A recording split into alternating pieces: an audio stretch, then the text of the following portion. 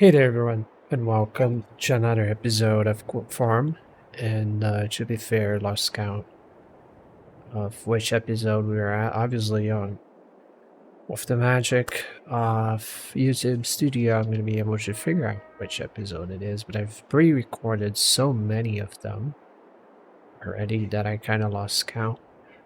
So it's been a while since the last episode. I mean, on YouTube, you're not going to notice that because I have made in a way that I have recorded the videos in a way that I would have a new video every day. So there's no gaps, but I have recorded like 3 or 4 episodes within the same day. So most of the episodes, 90% of them, were recorded during my first playthrough session, which was a bit long. I played it basically the whole day, but this episode in specific has been recorded a good 4 days after I got the game already, and I've done a lot of progress out um, without recording, obviously. So most of it was off camera, and there's quite a lot going on actually. Well, for starters, I have fixed the yard, so as you can see, it's not as cluttered anymore, which is something that I've been meaning to do for a long time. As you can see, I got rid of basically all the clutter. There's no clutter anymore. I have organized everything in the sheds. I'm not going to show the shed because it's looking terrible, but at the very least, it's not out in the open anymore. So there's that. I've been very careful with the equipment, of course, but they're not parked very neatly. Also, I finished the sugar beet harvest. It was terrifying. I regret it so much. It was the worst experience I've ever had in Farming Simulator by far.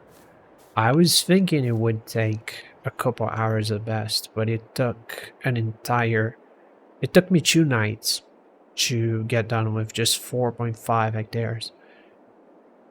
2 nights, basically, working intensely. I mean, it's not like 2 whole nights, like 8, 9 hours, no. But it was substantial, like let's say a good 8 hours total.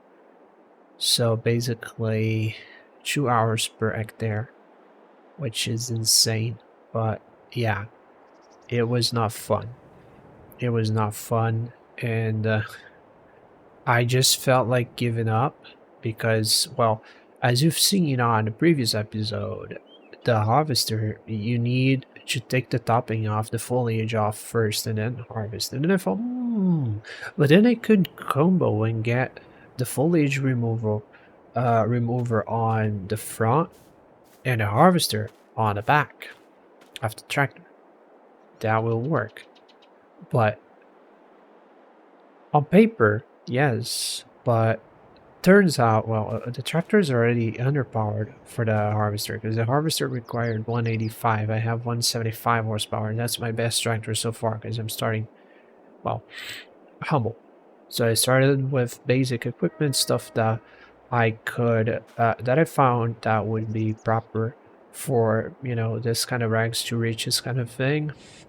I mean, not 100% rags to riches because I already started with somewhat decent equipment. But let's say if I were to sell all my stuff and start a farm, that was about how much I would probably get in terms of money. And that was the equipment I would probably buy had it been real life, like had I sold my apartment, my everything I have, and then that was kind of the gear I would buy, I think. Realistically speaking, I mean, partially, obviously, because it would be a little bit, well, I wouldn't say dumb, but it would be very bold moving to the UK and starting a farm without any prior farming knowledge. I mean, my parents are farmers, but I'm not, and I don't really have the know-how, and I don't have the skills for that. But anyway, I just bought the things that I thought would make sense within my limited understanding of how farming works. And I didn't want to go like full on overkill with equipment, so I went with an in-between that I felt like was still realistic enough. So we got done with that, with the sugar beets. I sowed them right off the bat because I couldn't store them, and I made 70, 80,000-ish. And then obviously I had to pay for leasing all the equipment. I had to lease a couple trailers because that trailer I have is too small. It would take too long, so I had to lease a 45-ton one. The total yield was like 350,000 tons, which is insane. A lot more than I was hoping for, but also the money was not there. And I couldn't stockpile it. I mean, I could, but I didn't have the know-how or the patience, so I just sowed them right off the bat. Also, the grass, as you can see, we finally completed that. We totaled up around 130 something bills. Also, combined with the previous harvest, obviously. First one was 70 something, and the second one was 66. Pretty good number. Then well, we have lots of bales. As you can see, so winter is going to be amazing on that regard. We're going to be making a lot of money, hopefully. Look at that. It's quite the bale paradise. Here are lots of silage everywhere.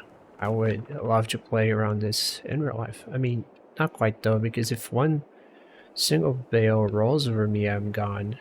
Basically, that would crush me.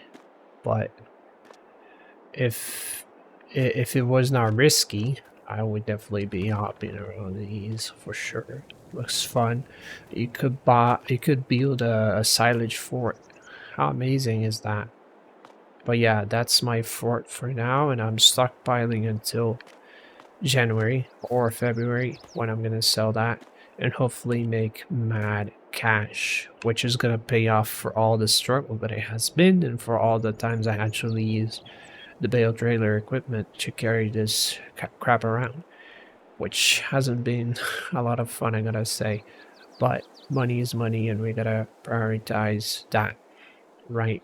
So today I'm finally officially 100% done with the crops, with all the fields. 57, 55, or 54, and this one that's a makeshift field. I've also studied up on precision farming, which I had been using since the start. Since I made the save game, I have been using precision farming, but I didn't know a lot of things about it, and things that were quite crucial, like for how different it is regarding fertilizing the fields and so on, which is night and day compared to the base game, which made me lose money and time as well, because it has to be specific to the type of soil you're running. So you cannot just fertilize willy-nilly like you would in the past. That was the mistake. Also, plowing is not...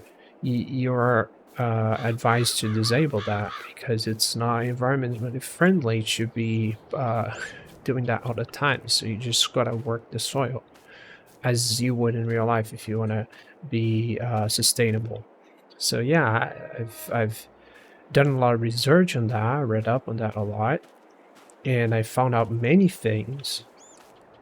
And one of them is that I gotta test my soil, obviously, which is something I figured I probably had to do. So that's what we're going to be doing today. We're going to be testing the soil and sending the samples over so that we can define how much nitrogen we need, and the specifics for the soil, you know.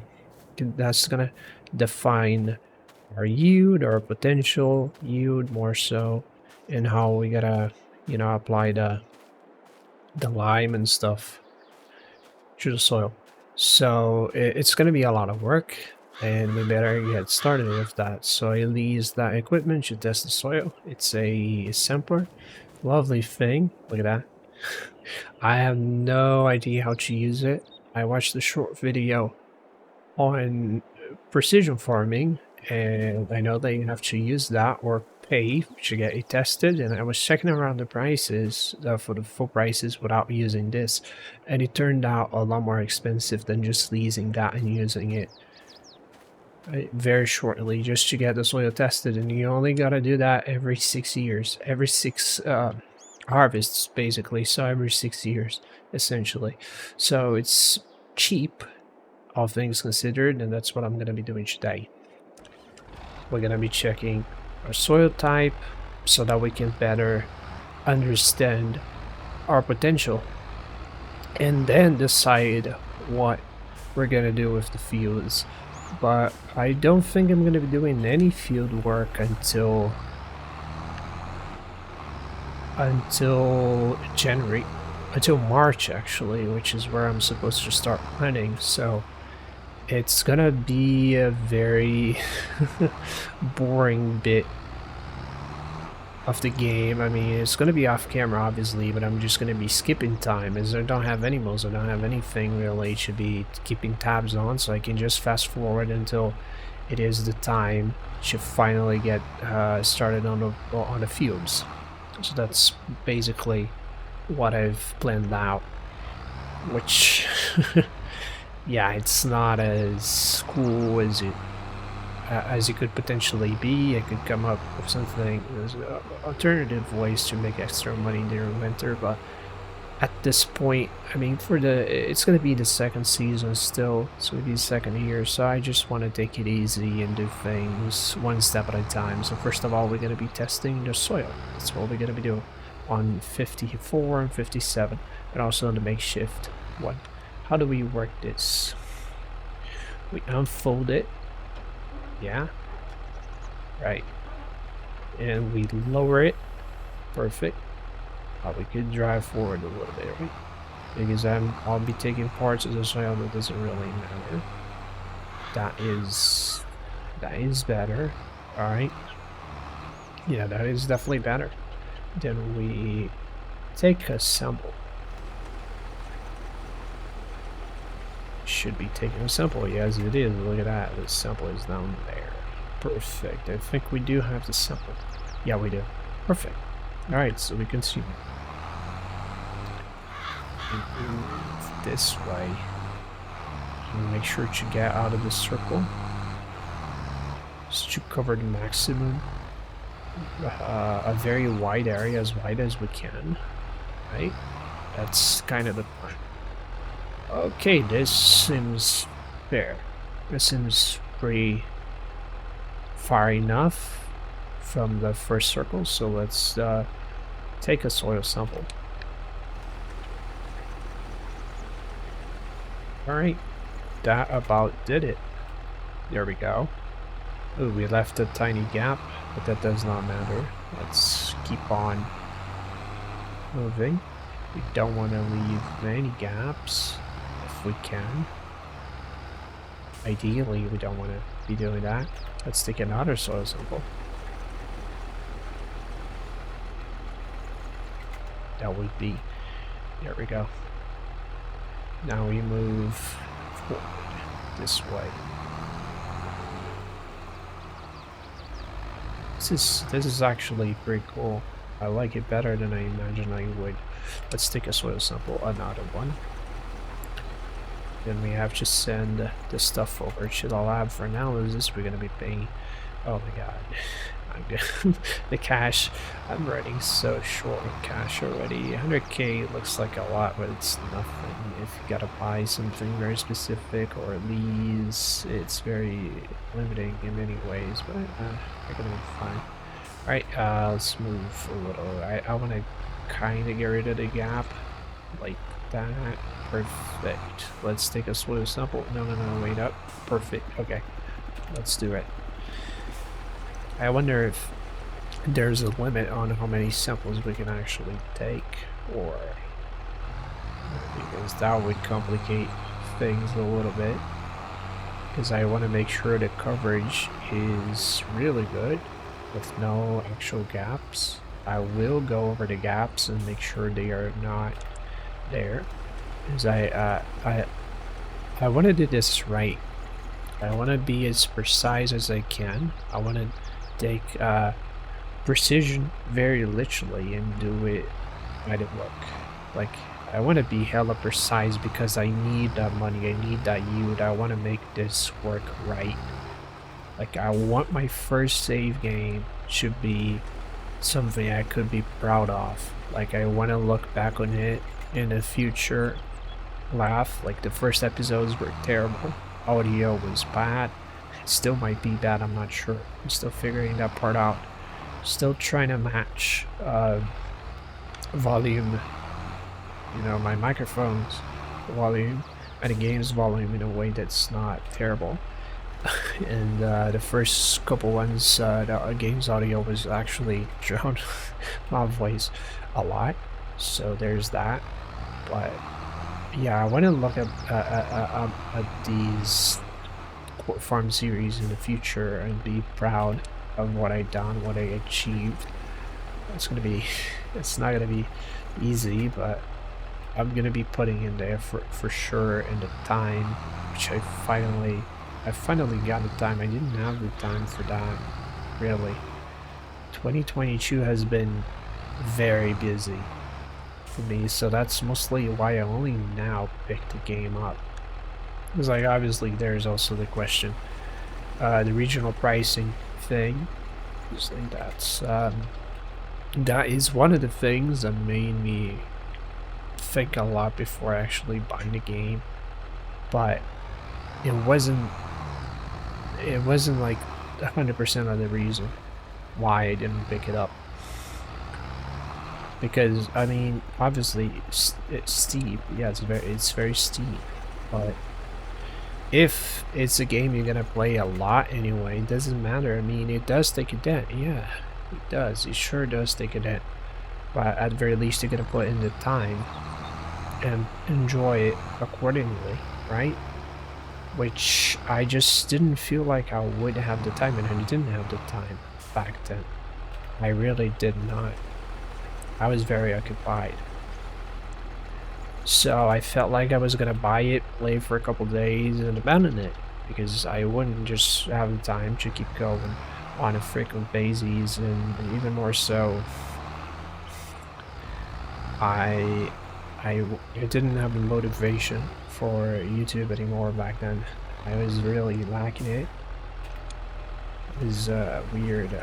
That was when my channel kind of died, because I had a nice average. It was raking in nice cash, considerably nice cash, and then I kind of lost all the motivation because I just felt like it was hardly enough. Little did I know that hardly enough made a bit of a difference at the end of the month. So it was a little bit, like, obviously it could always be better, because it's kind of sad when you do put in effort and you don't see results. But now I have a different approach to it, because I got a better job in a way, and I'm in a place where, financially speaking, I don't need it that much anymore, as much as I did before. It just felt kind of lame because I worked so hard and was getting so little, which obviously I'm very thankful for, but it was just so little that I was making on YouTube. Now I don't have to worry about that anymore, so I can just record whatever I want, instead of going for what could potentially yield me more viewership, and consequently also cost me dearly in sanity, because, you know, sometimes you just want to record something that you want to record, you know what I mean? You want to do what you want to do, not what you feel like others are gonna watch or gonna enjoy watching. You know, I just wanted to make my own, do my own thing, feel more independent in a way, and it just wasn't it. It just wasn't it. Because whenever I did that, the viewership was terrible. I would lose subscribers, which is not nice. You know, I got to a point now where, I mean, it's a shame still when I look at the numbers, but at the very least, I'm happy with what I'm doing. You know, I'm doing it for myself. I'm not doing that for everyone, for other people. I'm just doing it for myself. I really wanted to do that, and I tried in the past with Farming Sim 17. The OGs will remember that Oakfield Farm. I did try, and I did what I could with my limited English. I was still learning back then, and I did what I could. I really did. And the numbers initially were very nice. Like the first video, I mean, back from my standards were different, so I got like 100k. No, I mean 1k, not 100k. I wish. On the video, I was like, oh my god, that's amazing, and I felt so good about that. I really did. It was, I felt as if, you know, I could finally have my first series and that people would actually watch every episode, and I would keep that average a nice viewership average that I could be proud of. But in reality, that's not how things turned out. It really was not. But it's okay. I mean, it's not the end of the universe anyway. The second episode after the big boom was just disappointing, and then I just kind of decided to just record, I mean, not film, because it's just screen recordings, but I decided to record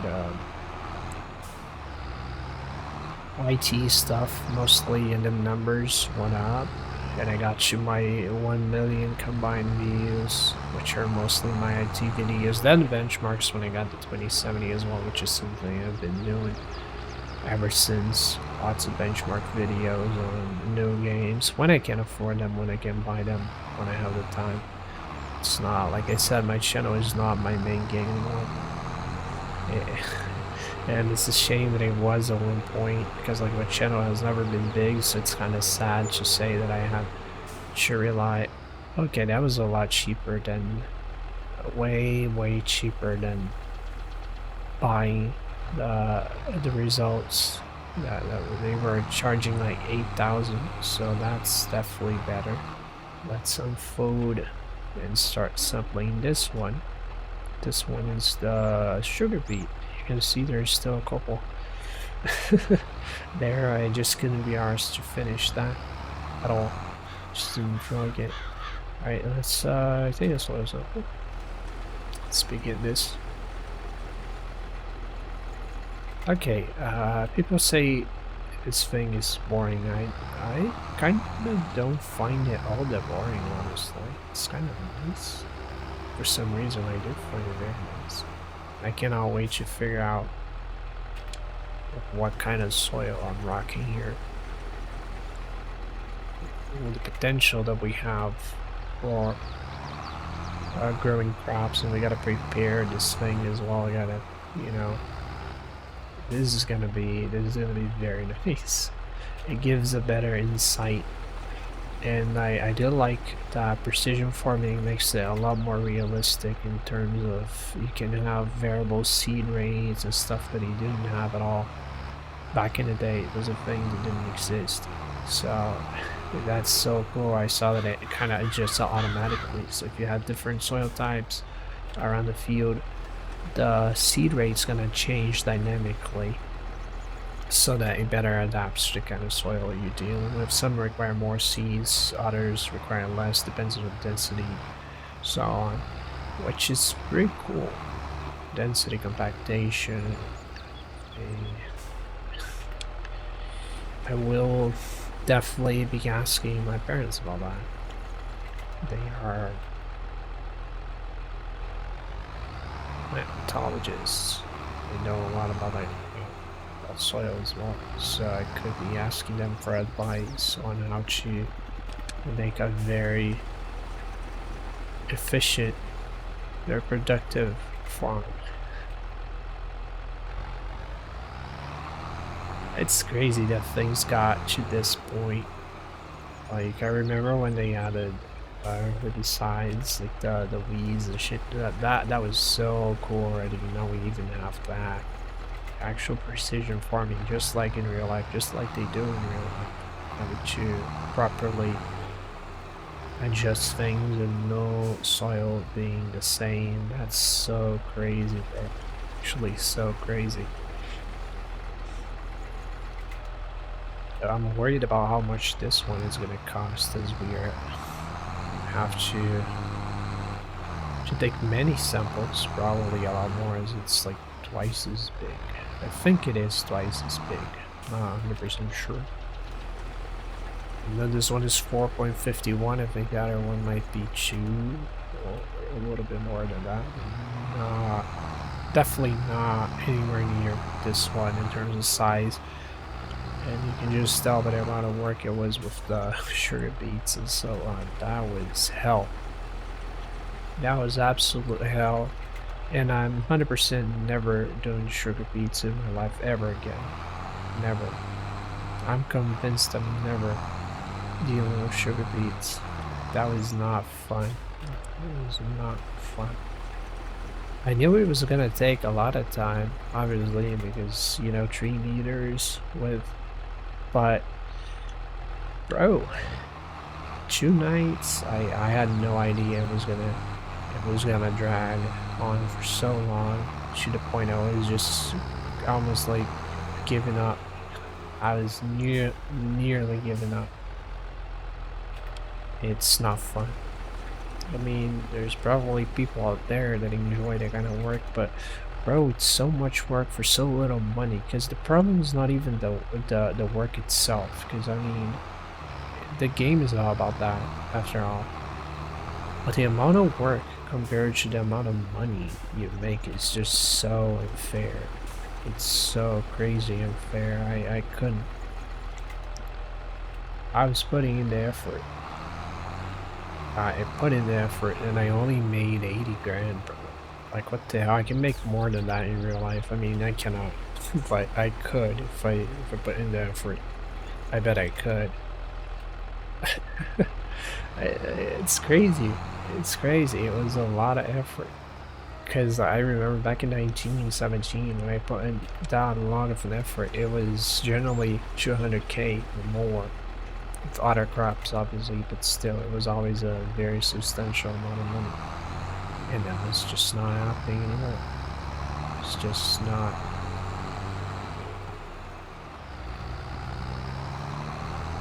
Easy. Never again. If I buy a field and it has sugar beets, I'm just gonna give up or wait until it doesn't have it.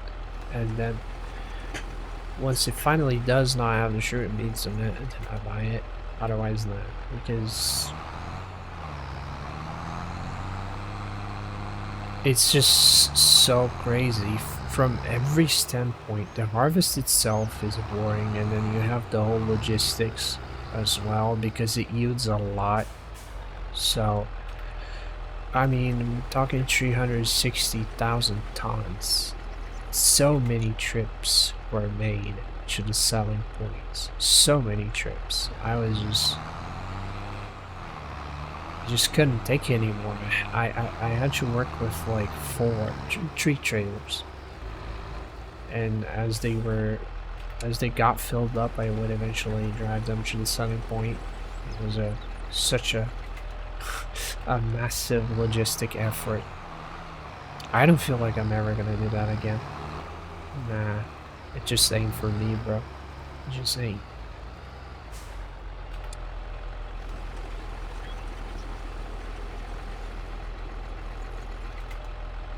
Right. There we go. Let's be careful, because I heard you cannot get soil mixed up with the nearby fields, otherwise you could get wrong readings. That could be terrible. And we have a surrounding the field that's not ours.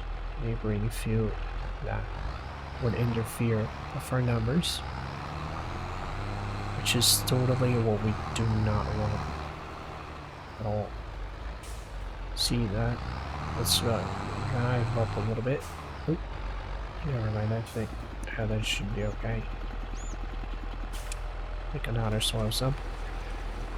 And we're finally nearing the bitter end of the soil sample. And then she'll look at the results and decide what to do. I think I'm gonna prepare the field. It's not on camera, obviously, but I could at the very least get lime on it and stuff. Cultivate it, get lime on it, and then wait until March to plant canola or beans or something like that. I don't know yet.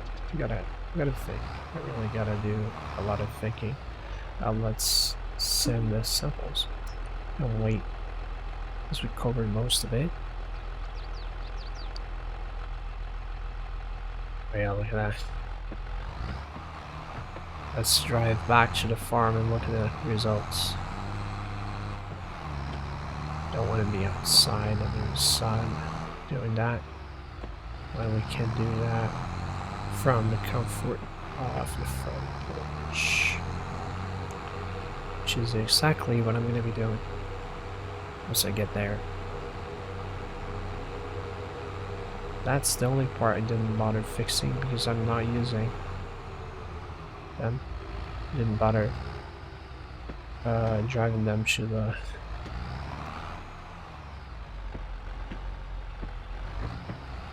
storage because it just to my little barn just ain't worth it. As I really do plan on selling the buff parts, actually, the trailer, which is too small, and also the lawnmower, as it's, well, it's not small, but it's not convenient, so I'm gonna be getting rid of it. Really gonna get rid of that crap because I find out, I mean, it turns out using the Kuhn and the Krone equipment's just a lot more faster in many ways. Okay, so, oh, I'm stuck. That's not good. That is not good. Why am I stuck? I mean, oh my god, yeah, that was a little bit more expensive, but the two soil samples costed less than they were gonna charge me for the whole thing, so that's a stonks right there. Why am I stuck? Oh my god, what the hell? I glitched. That is not good. I'm entirely glitched. No. Okay, now we are not. Oh, we are. Jesus. That is not good. That is not good. Oh my god. No. Okay, I know what we're gonna do. I'm gonna drive. I cannot. Oh, I can. Okay. Alright. Let's do the following. Let's park it up here instead. That was interesting. Let's turn this off. Alright. It's not the best parking job ever. Look at that. That was terrible. But what isn't terrible is that we finally have our soil samples, the two of them. So we can look at that, analyze, and define. Okay, precision farming. What do we have? What? Wait. Why is there a gap? Where's the gap? Is that gap meaning, oh, it's loam? Then we have loamy sand. We have sandy loam. And we have loam. Okay. So the composition is awfully similar, with the difference that this one has a bit of loamy sand, and this one, is it loam or loam? Loam, right? Okay, so they're similar in ways. Values since last result, as you can see, the numbers are not very impressive. Total values. Show values. Let's reset. Oh, the numbers are not all that different. Soil types, seed rate, yield. So number wise, what do we have here? Oh, I forgot about this one. that I have to test as well. The yield is not terrible. It could be worked on. It really could be worked on. And I wish I could see how much I need in terms of pH. Oh, there we go. So the pH is almost within the ideal range. Yeah, that is good. Nitrogen wise, it's terrible. There's no nitrogen whatsoever. That is suboptimal. Yield is still not that bad, but we're gonna test out this one as well. I completely forgot. Did I send back the thing? I hope I did not. Oh no, I did. It's still here. On tractor as well, thankfully. Let's test the other field before I forget, and then that's gonna be about it for today's video. As like I said, this one is more like a looking back on everything so far, our figures that we, production figures and so on. Let's take a sample. I hope this one is not going to be very expensive because it's just 1 point something hectares. It's very small. It's very, very small. Because it's just a, I mean, it was not even supposed to be a field. I made it into a field because I felt like it would be an extra area to make money on. And in a way, I mean, it is. It's just not big enough to justify that perhaps, but it's whatever. Let's get this thing tested. There we go. That one's gonna be very quick. And I'm gonna be, I mean, obviously off camera now, I'm gonna be figuring out how to fix my pH and so on with the lime. And get back to you guys with hopefully an idea on what we're gonna be planting around March. So hopefully I'm gonna be, oh yeah, I gotta cover the bale sale once the time comes. It's gonna be a lot of money. Hopefully I'm counting on that. Bale prices have already gone up a little bit. It's not like wow a lot, but they went from 250-ish to like 300, which is already a big change, and I'm hoping that's only gonna go up after that. So the near future is gonna be very, very fortunate in terms of money, and I hope it's gonna pay off. Like, I hope we make at the very least, very least 80 grand. Should pay off for all the work. It's probably not gonna be that much, so not like getting overly excited about that, but who knows? Only the future is gonna tell, I suppose. And I think that's about it. Let's send the samples and wait. I think I can finally return the equipment, as we won't be using it anymore during that. We're just about done with the suffering. Let me put it here. Let's detach. Goodbye, Soil Sampler. It was very nice having you, but it is time to say goodbye. Return. Yes, there we go. It's a goner. And now we just park the tractor somewhere. Oh, that was 700. Okay, that was not bad. Not bad at all.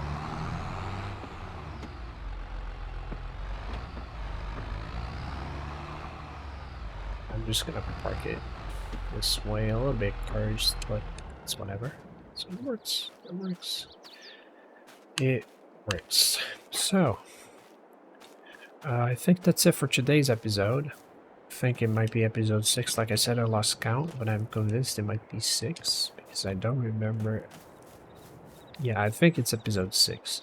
But anyway, thank you all so much for watching. Oh, we have the pH values now. Nice. The nitrogen's perfect. We have, yeah, we have applied fertilizer in it, so that does make sense. But the pH is bad, so we gotta fix that. What else?